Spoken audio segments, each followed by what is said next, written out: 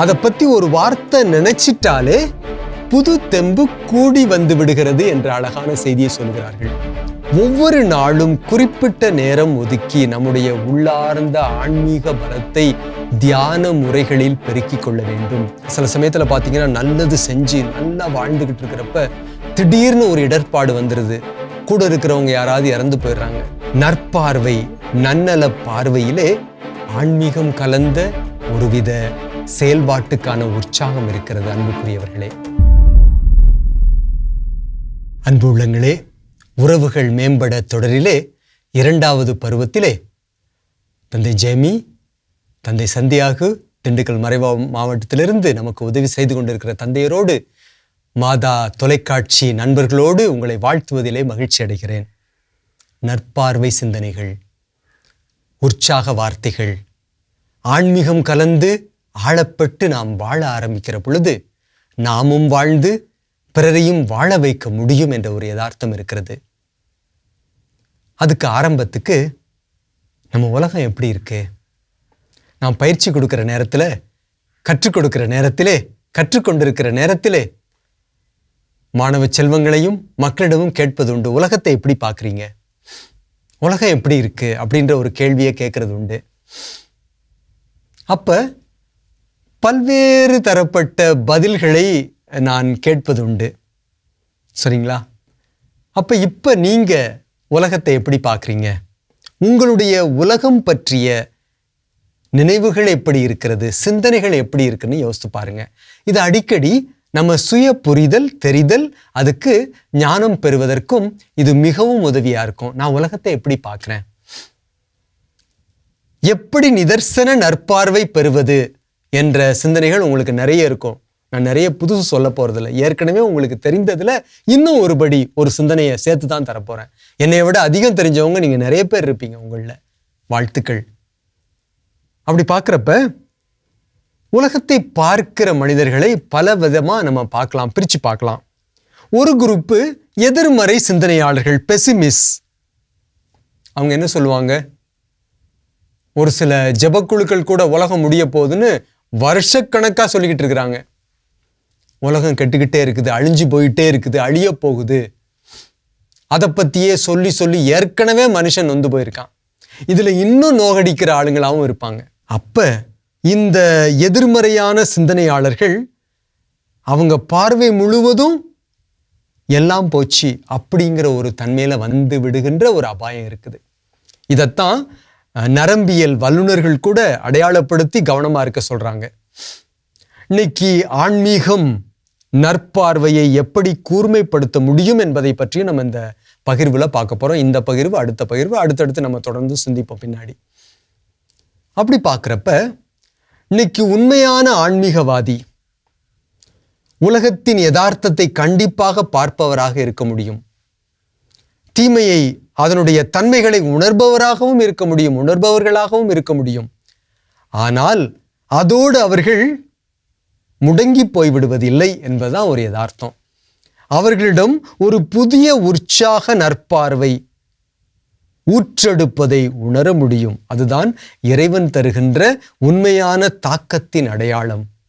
ஒருவித அன்பு தொடுதல், அருள் தொடுதல், உற்சாக தொடுதல் அவர்களுக்குள் இருந்து வாழ்விப்பதற்கான நல்ல செய்தியை கொண்டு வர முடியும். அதனாலதான் நீங்க எந்த ஜெபக்குழுல இருந்தாலும் சரி, எந்த மதத்தை சார்ந்திருந்தாலும் சரி, உங்கள் மதம், உங்களுடைய ஜெப முயற்சிகள் உங்களை உற்சாகம் பெற்றவராக மாற்றுகிறதா அல்லது சோர்ந்து முடங்கி போய் விடுவதாக மாற்றுகிறதா என்பதை நீங்கள் கருத்தில் கொள்ள வேண்டும். இயேசு பெருமானை சந்தித்தவர்கள் எல்லாம் புதிய மாற்றங்களை பெற்று சென்றார்கள். ஏன்னா அவருடைய நண்பராக மாறி போனார்கள், அந்த தொடுதலினால் நிரப்பப்பட்டார்கள்னு பார்க்குறோம். இதாங்க நமக்கு வேணும். இதைத்தான் இன்னைக்கு உண்மையான அறிவியல் அறிஞர்களும் நரம்பியல் வல்லுநர்களும் நமக்கு சுட்டி காட்டி நம்மளையும் அந்த உற்சாகத்துக்கு அழைச்சிக்கிட்டே இருக்கிறாங்க. இந்த உற்சாகம் நீங்களும் நானும் பெற வேண்டும் என்று இறைவனிடம் ஜெபிப்போம். அப்ப வழி எதிர்மறை சிந்தனையாளர்கள். 2வது குரூப் என்னன்னு கேட்டீங்கன்னா, ரொம்ப குறுகி போன ஆன்மீகவாதிகள். என்ன பண்ணுவாங்க? இது வேற வழி கிடையாது, இறைவன் சித்தத்துல இப்படிதான் நடக்கும், விதி அப்படின்னு சொல்ற ஒரு கோஷ்டியும் இருக்கு. இறைவன் பார்த்துக்குவாரு, நம்ம விட்டுருவோம். அப்ப இது ஒரு முரட்டுத்தனமான குறுகி போன, போர் வந்துருச்சு, அடிமையாக்கப்பட்டுட்டோம், இதாயிட்டோம், அதாயிட்டோம், ஏழையா இருக்காரா, அது என்ன பண்றது, அவர் தலையெழுத்து. அது மிக குறுகிய ஆன்மீக வட்டம். நம்முடைய திருத்தந்தை இதை ரொம்ப கவனத்தில் கொள்வார். ஏன் அவர்கள் ஏழையாக இருக்கிறார்கள் என்ற கேள்வியை கேட்க சொல்லுவார். கிறிஸ்தவத்தில் இப்படிப்பட்ட உத்வேகமான கேள்விகளை கேட்கக்கூடிய மாண்பை உருவாக்கியவர் நம் தலைவர் இயேசு. சீர்திருத்த பார்வைகள், இறையரசின் தெளிவான சிந்தனை கனவுகளை விதைத்து வாழ்ந்தவர். அதற்காக தன்னையே உடைத்து கொண்டவர். அப்ப இன்னைக்கு அவர் உண்மையான நற்பார்வை சிந்தனையாளராக மாறியதுனால தான் அவருக்கு சிலுவை வந்தது. சிலுவை சாவு வந்ததுக்கு காரணம் எதிர்ப்பு. அதாவது ரொம்ப என்ன சொல்றது, இதமா பேசிட்டு போயிருந்தாருன்னா அவரை சிலுவையில கொண்டிருக்க மாட்டாங்க. நிலைப்பாடுகள் எடுத்த இறைவன், ஆன்மீகத்தின் உண்மையான ஆழங்களை சொல்லிக் கொடுத்த கடவுள்.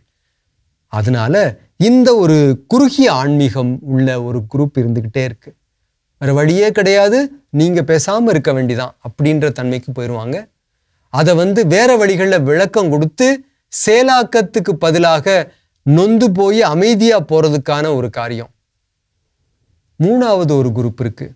அது தீவிரவாத தன்மையில உலகத்தை பார்க்கறது. எப்படின்னா அவங்க அங்கே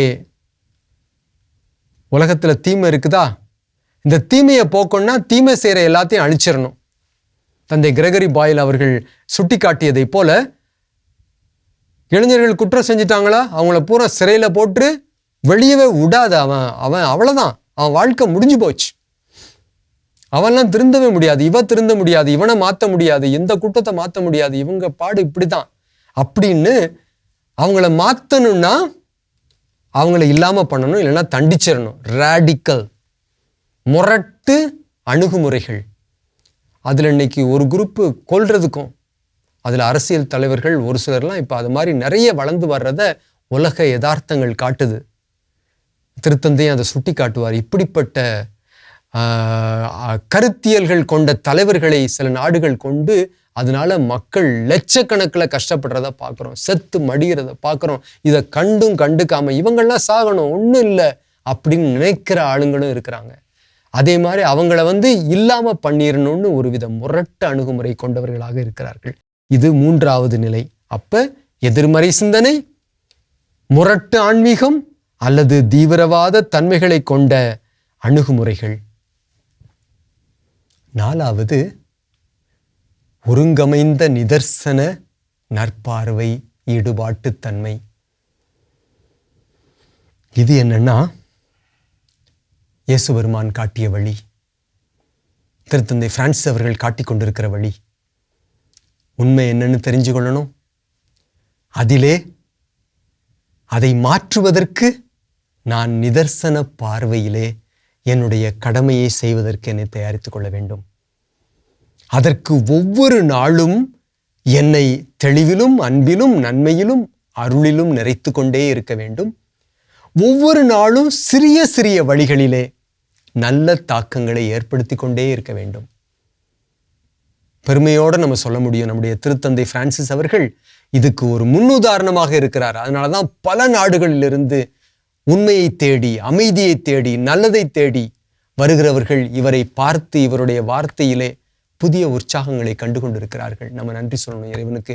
இந்த காலகட்டத்தில் நாம் வாழ்ந்து கொண்டிருக்கிறோம். இப்படிப்பட்ட உன்னதமான மனிதர்களை பார்க்கக்கூடிய, கேட்கக்கூடிய நல்ல நிலையிலே வாழ்ந்து கொண்டிருக்கிறோம்.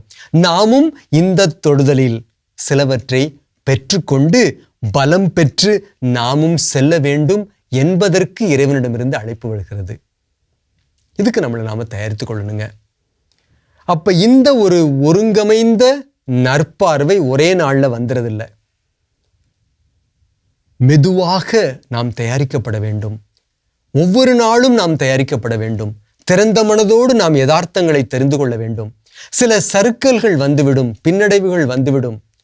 ஏன்னா சில சமயத்துல பார்த்தீங்கன்னா நல்லது செஞ்சு நல்லா வாழ்ந்துகிட்டு இருக்கிறப்ப திடீர்னு ஒரு இடர்பாடு வந்துடுது. கூட இருக்கிறவங்க யாராவது இறந்து போயிடுறாங்க, சோர்வு வந்துடுது, விடிவே இல்லையா அப்படின்ற போராட்டங்கள் அங்க பின்னடைவும் வந்துடுது. இப்படிப்பட்ட நல்ல பார்வைகள் கொண்டிருப்பவர்களுக்கு எல்லாருக்கும் வரும், இவங்களுக்கும் வரும். ஆனா இவங்க யாருன்னு கேட்டீங்கன்னா அதுல இருந்து சீக்கிரம் எழுந்து விடுவதற்கு இவங்களுக்கு வழி இருக்கும். குறுகி போய்விடாது இருப்பதற்கு இறையருள் இவர்களை தடுத்தாட்கொண்டு புதிய மனுஷர்களாக இவர்கள் மாறுவதற்கு இவர்களுக்கு பலம் வரும். மற்றவர்கள் ஒருவித குறுகிய அணுகுமுறையிலேயே தன்னை முடக்கி கொள்பவர்களாக மாறிவிடுகிற தன்மைகளும் வந்துவிடும்.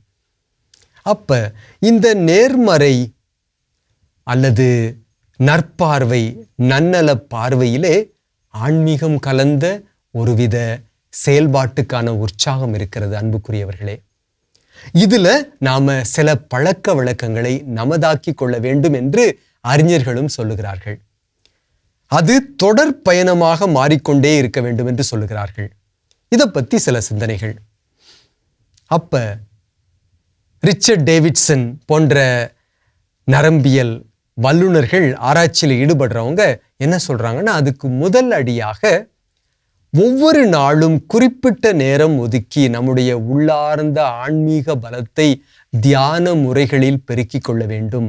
அதிலே நம்மை பற்றிய ஒரு தெளிவும் புரிதல்களும் அதிகமாக இருக்கும் என்று சொல்லுகிறார்கள்.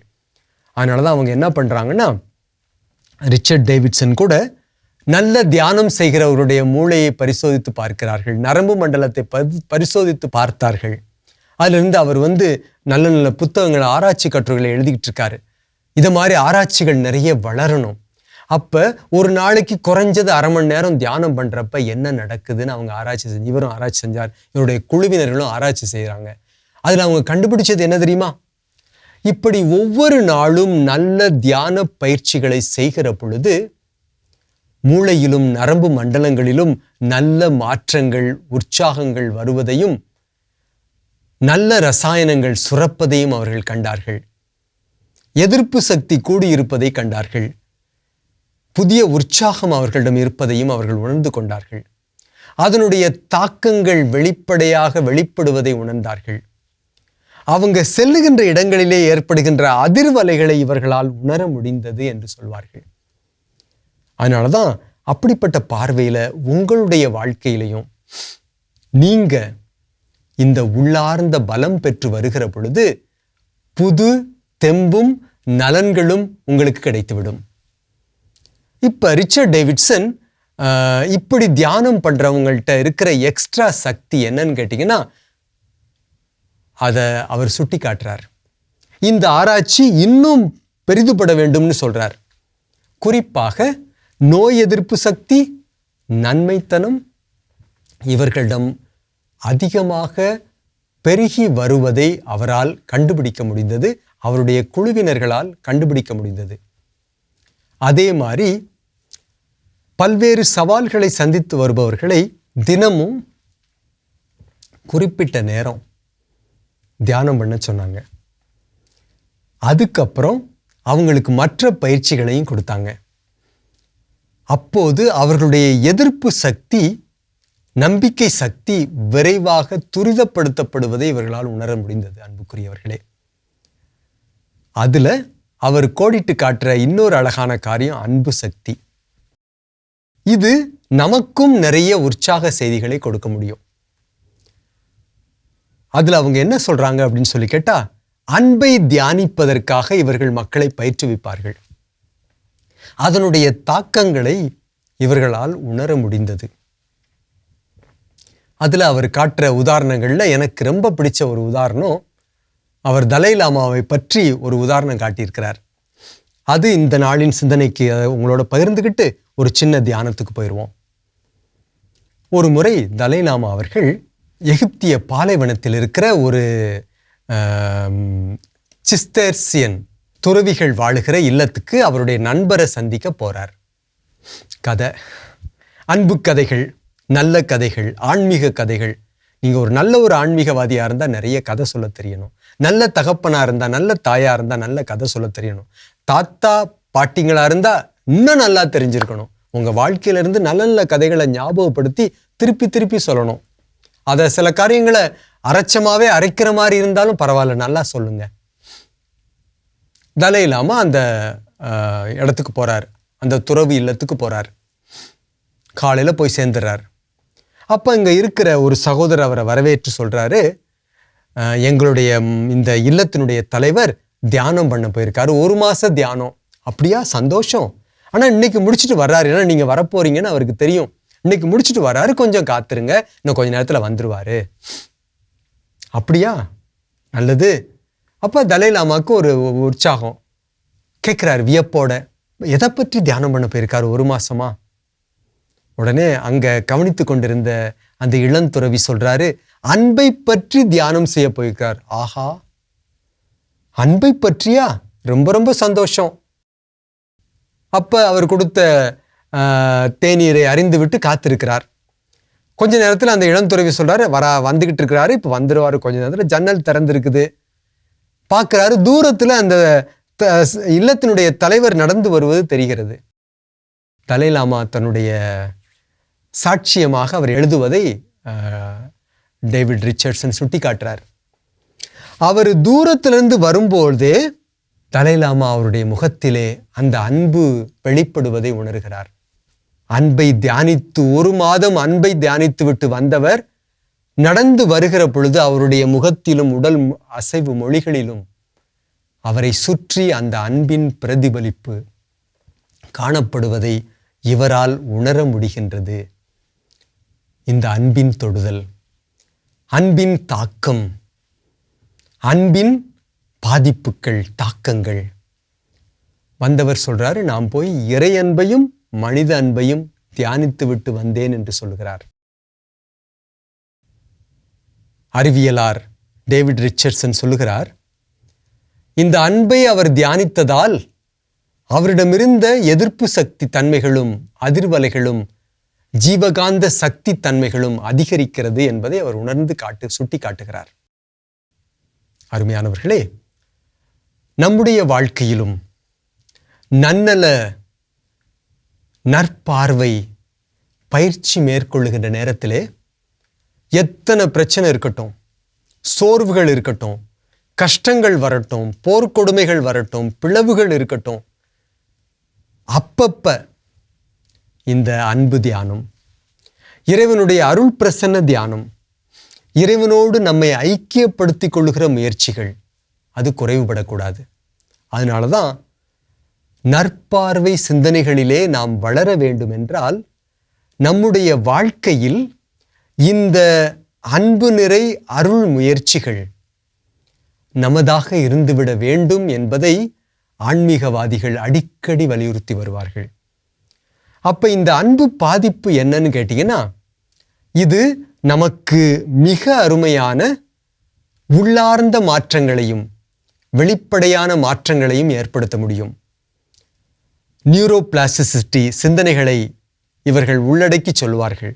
நம்ம விரும்புகிறோமோ விரும்பலையோ சில நேரங்களில் என்ன ஆயிடுது, அன்பில்லாத அந்நியப்படுத்துகின்ற அனுபவங்கள் நம்மளை அடுக்கடுக்கா சேர்ந்து வருது, நம்மகிட்ட வந்துருது. இதன் மத்தியில அப்ப அந்த அன்பில்லாத சூழல்லையும் அந்நியப்படுத்தப்படுகின்ற சூழலிலும் நம்ம என்ன பண்ணப்படுறோம், நமக்குள் இருக்கிற அந்த ஜீவகாந்த சக்தியினுடைய தன்மை குறைய ஆரம்பிக்குது, பலவீனப்படுது. அதை மாற்றுவதற்கு இந்த அன்பு தியானம். இதுல என்ன ரகசியம்னு கேட்டீங்கன்னா, நரம்பு வழி குணப்படுத்துகின்ற ஆலோசகர்கள் சொல்லுவாங்க, அன்பை நான் பெற்றுக்கொள்வது அழகான காரியம். அன்பு எங்கெங்கெல்லாம் உண்மையான அன்பு கிடைக்குதோ அதை வாங்கிக்கங்க. வீட்டில் அப்பா அம்மா பிரசன்னத்தில், பிள்ளைகளோட, உறவினர்களோட, நண்பர்களோட அன்பை பெற்றுக்கொள்வது, அன்பு வார்த்தைகளை பெற்றுக்கொள்வது, உற்சாகத்தை பெற்றுக்கொள்வது நம்மை ரொம்ப ரொம்ப பலப்படுத்தும், சாட்சிகளாக மாற்றும், திடப்படுத்தும். இந்த அந்நியப்படுத்துகின்ற காரணிகள் நிறைந்த, அனுபவங்கள் நிறைந்த, சூழல்கள் நிறைந்த உலகத்திலே உண்மையான அன்பு தருகின்ற அனுபவங்கள் வைட்டமின் மாத்திரைகளாக அருள் தந்து நம்மை உருவாக்கி கொண்டே இருக்கும். அதனால எங்கெங்கெல்லாம் கிடைக்குதோ அதை நம்ம உள்வாங்கிக்கணும். உள்வாங்கிட்டு அதை நம்ம திருப்பி கொடுக்கறதுக்கு நம்ம இதயம் நிறைஞ்சிருது இல்லை இந்த அன்புனால. இது என்ன அழகுன்னு கேட்டிங்கன்னா, அதான் அறிஞர்கள் சுட்டி காட்டுறது. ஒன்று நாம் போய் வாங்கிறது அந்த இடத்துல, இன்னொன்று அந்த அன்பை பற்றி தியானிக்கிறது. அது கடவுள் அன்பாக இருக்கலாம், மனித அன்பாக இருக்கலாம். அதை நான் இங்கே உட்கார்ந்து தியானிக்கிறப்ப அந்த நேசித்த நபர்கள் என் பக்கத்தில் இல்லாமல் இருக்கலாம். ஆனால் அதனுடைய உள்ளார்ந்த தாக்கம் நான் சந்தித்ததை போல தியானிக்கிற போதும் கிடைக்கிறது என்று ஆராய்ச்சியில கண்டுபிடிக்கிறாங்க. இதுதான் அழகானது. அதாவது என்னன்னா, ஒண்ணு நான் என்னை நேசிக்கிறவங்களை சந்திச்சு அவங்கள்ட்ட அன்பு வாங்குறது, அப்புறம் நான் வீட்டுக்கு வந்து அவங்க பல மைல் தொலைவில் இருக்கிறாங்க, அவங்கள பத்தி நினைச்சுக்கிட்டு இருக்கிறப்ப, தியானிச்சுக்கிட்டு இருக்கிறப்ப என் உடலுக்கு அதே அளவிலான நல்ல ரசாயன மாற்றங்கள், பலங்கள் கிடைக்கிறது, தெம்பு வருகிறது, உற்சாகம் வருகிறது, நல்ல விளைவுகள் வருகிறது, மாற்றங்கள் வருகிறது என்று சொல்லுகிறார்கள். அதை பத்தி ஒரு வார்த்தை நினைச்சிட்டாலே புது தெம்பு கூடி வந்து விடுகிறது என்ற அழகான செய்தியை சொல்லுகிறார்கள். அதனாலதான் மனசோர்வுள்ள நோயாளிகளுக்கு, கஷ்டப்படுறவங்களுக்கு இந்த மாதிரி பயிற்சிகள்ல அவங்க தன்னை பலப்படுத்தணும் அப்படின்னு அவங்களுக்கு ஞாபகப்படுத்தக்கூடிய பயிற்சிகளை நிறைய நாங்கள் சொல்லி கொடுத்துக்கிட்டு இருக்கோம். அப்ப என்ன ஆயிரும், குறிப்பா இதுல குழந்தைங்க வளர்ந்துட்டாங்கன்னா, இன்னைக்கு பல சூழல்கள்ல, குடும்பங்கள்ல பாத்தீங்கன்னா குழந்தைங்களுக்கு அன்பு கிடைக்கல, அனாதை பிள்ளைங்களா மாறுறாங்க. அப்பா அம்மா நவீன உலகில் இன்னொரு காரியம், ஏகப்பட்ட வேலை, நேரம் இல்லை, வேலைக்கு காலையில போனா ராத்திரி வர வேண்டிய சூழல் இருக்கு, பிள்ளைங்க எல்லாமே தனிமையில வளர்றாங்க, அல்லது ஊழியர்களை வைத்து குழந்தைங்களை பார்க்கறாங்க. ஆனா அவங்களுக்கும் உண்மையான அன்பு காட்டக்கூடிய சக்தி இல்லாம போயிருது. இப்படிப்பட்ட சூழலிலே அதற்கு ஒரு மாற்று வழி என்னவென்றால், அன்பை சில நேரங்களிலே தியானிக்க வைப்பது, அன்பை அவர்கள் பயிற்சி செய்து பார்க்க வாய்ப்புகளை தருவது. அப்போது அது என்ன ஆகும்னு சொல்லி கேட்டிங்கன்னா, புது தெம்பு வரும். அதனாலதான் நாங்க இந்த அன்பு கிடைக்காத குழந்தைகள் வாழுகின்ற இல்லங்களுக்கு சென்று பயிற்சி கொடுக்கிற பொழுது அந்த குழந்தைங்களை கண்ணை மூடி அன்பு நினைவுகளை நினைச்சு பார்க்க சொல்லுவோம். அங்க இருக்கிற உதவி செய்கிற பணியாளர்களை, தாதியர்களை இந்த அன்பின் வழிகளை சொல்லி காட்டவும், அன்பு தொடுதல்களை ஆரோக்கியமான நிலையிலே முறையான சூழல்களுக்கு ஏற்ற பகிர்வை செய்து இந்த குழந்தைகளை திடப்படுத்த சொல்வது உண்டு. அப்ப பார்த்தீங்கன்னா அந்த அன்பின் தாக்கத்தினால், அன்பின் விளைவினால் பல மாற்றங்கள் வருது. எனவே அன்புக்குரியவர்களே, ஒரு நிமிஷம் கண்ணை மூடி உங்க வாழ்க்கையில இறை அருளிலே நீங்கள் அன்பை பெற்ற ஒரு நேரத்தை ஞாபகப்படுத்தி பாருங்க. அந்த நபர்களை நினைத்து பாருங்கள். நன்றி உணர்வோடு இறைவனுடைய சமூகத்திலே அவர்களுக்காக நன்றி சொல்லுங்கள், அவர்களை ஆசீர்வதிங்கள். இந்த அன்பை கொடுத்த உங்களுக்கு நன்றி, உங்களை கொடுத்த இறைவனுக்கு நன்றி, உங்கள் வழியாக நான் பெற்ற தெம்புக்கு நன்றி. அந்த பெற்ற தெம்பை நினைச்சு பாருங்க, அவங்க சொன்ன வார்த்தைகளை நினைச்சு பாருங்க, அன்பு ஸ்பரிசங்களை, தொடுதல்களை நினைத்து பாருங்கள். ஆழமா மூச்சை உள்ளெழுத்து மூச்சை வெளியே விடுங்க. நான் அன்பானவள் என்று சொல்லுங்கள், நான் அன்பானவர் என்று சொல்லுங்கள். இந்த உலகம் முழுவதும் அன்பினால் நிறையட்டும், எல்லாருக்கும் அன்பு கிடைக்கட்டும். குறிப்பாக தனிமை துயரத்திலே, அந்நியப்படுத்தப்பட்ட சூழல்களிலே கஷ்டப்படுபவர்களை இந்த அன்பு நினைவு பலப்படுத்தணும்னு ஆசீர்வதிங்க, விரும்புங்க, ஆசீர்வதிங்க. எல்லாருக்கும் அன்பு கிடைக்கட்டும். கொஞ்ச நேரம் அந்த அன்புக்கு ஊற்றானவர் இறைவன். இறைவனுடைய அன்பு இயேசுவிலே சொந்த அளவில் வெளிப்பட்டுச்சு, மிகப்பெரிய தியாகத்தில் அது கல்வாரியில வெளிப்பட்டுச்சு. இந்த இயேசு பெருமானுடைய உண்மையான அன்பு நம்ம இதயத்தை நிரப்பட்டோம், நம்ம இல்லத்தை நிரப்பட்டோம். எல்லாருக்கும் அன்பு கிடைக்கணும்னு ஆசீர்வதிங்க, எல்லாரும் அன்புள்ளங்களா மாறணும்னு ஆசீர்வதிங்க. இந்த உலகம் அன்பிலையும் தியாகத்திலையும் புது தெம்பு பெறணும்னு ஆசீர்வதிங்க. நாமும் நற்பார்வை சிந்தனைகளிலே, அன்பிலே உலகை அழகுபடுத்த நம்ம ஒவ்வொருவரையும் இறைவன் அன்பினாலும் அருளிலாலும் ஆட்கொள்ள வேண்டும் என்று ஜெபிப்போம். எங்களுக்காகவும் நாங்களும் அன்பின் கருவிகளாக மாற இறைவன் ஞானத்தையும் வாய்ப்புகளையும் தர எங்களுக்காகவும் ஜெபியுங்கள். நன்றி, நல்வாழ்த்துக்கள். இந்த அன்னை தெரசாவின் தாக்கங்களை உங்க வாழ்க்கையில கொஞ்சம் கொண்டு வந்து பாருங்க. மாற்றம் வருதா இல்லையான்னு பாருங்க. குழந்தைகள், மாணவர்களா இருந்தா அது என்னன்னு யோசித்து பாக்குறீங்களா? அது ஒரு வார்த்தை. இந்த கதையை நான் எத்தனை முறை சொன்னாலும் எனக்கு ஒரு புது உற்சாகம் வருது, உங்களுக்கும் வரும் கண்டிப்பா. கஷ்டப்படுகிறவர்கள் வாழுகின்ற இல்லத்துக்கு சும்மா போவாங்க ஒரு டீ குடிக்கிறதுக்கு, அவங்களோட கொஞ்ச நேரம் இருந்துட்டு வர்றப்ப அங்கு அன்பின் அதிர்வலைகள் இருக்கின்றன.